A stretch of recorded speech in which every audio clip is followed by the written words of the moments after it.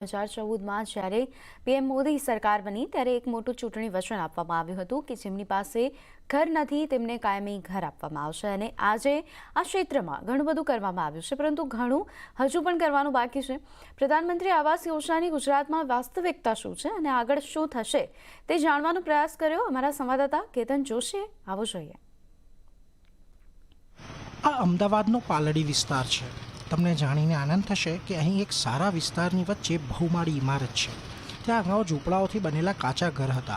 શાકભાજી વેચતા સતીશ રાજપૂત અને ઇસ્ત્રીનું કામ કરતી ચંદાબેનને કલ્પના નહોતી કે તેમના પરિવારને ક્યારેય પાકું મકાન મળશે, પરંતુ આજે આ સપનું નહીં, વાસ્તવિકતા છે।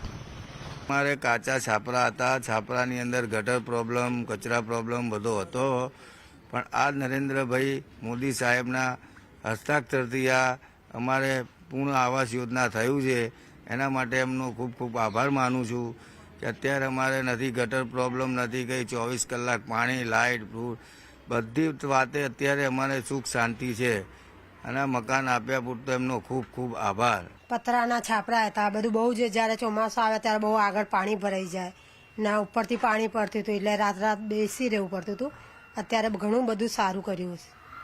અને આ કઈ યોજનામાં મળ્યું તમને? પ્રધાનમંત્રી આવાસ યોજના। એટલે કોઈ પૈસા લીધા હતા? ના, કશું જ નહીં। ઉપરથી સામેથી અમને ભાડું પણ આપતા હતા એ લોકો ટાઈમથી। વર્તમાન સરકારે વર્ષ 2015માં પ્રધાનમંત્રી આવાસ યોજના લાગુ કરી હતી। આવાસ અને શહેરી બાબતોનું મંત્રાલય આના પર ઘણું કામ કરી રહ્યું છે। જ્યાં ઝૂંપડપટ્ટીઓ હતી ત્યાં રહેતા લાભાર્થીઓને વિનામૂલ્યે ઘર મળ્યા।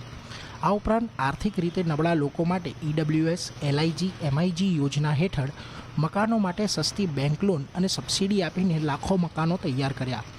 PM આવાસ યોજનામાં આપવામાં આવેલી માહિતી અનુસાર અત્યાર સુધી કુલ 1785 પ્રોજેક્ટને ગુજરાતમાં મંજૂરી મળી છે અને કુલ 10 લાખ ઘર બનાવવાનો લક્ષ્ય છે। 9.80 લાખ ઘર બનીને તૈયાર છે અને 9 લાખ ઘર લાભાર્થીઓને અત્યાર સુધી આપ્યા છે। જોકે અનેક પરિવારોને હજુ પણ મકાનો મળવાના બાકી છે। હજારો લોકો હજુ પણ પેપરવર્કમાં અટવાયેલા છે। અહીંયા 5-6 વર્ષ પહેલા સર્વે કરી ગયા, નંબર પાડી ગયા, એના અંદર સર્વે નંબરના અંદર અમારું મકાન રહી ગયું છે, એનો નંબર બી હતો, ઘર બી હતો, ફોટો બધું બતાડેલું છે। સરકાર અગર આજ 5 વર્ષથી અરજીઓ નાખી, સરકાર કઈ ચીજનો જવાબ નથી આપતા।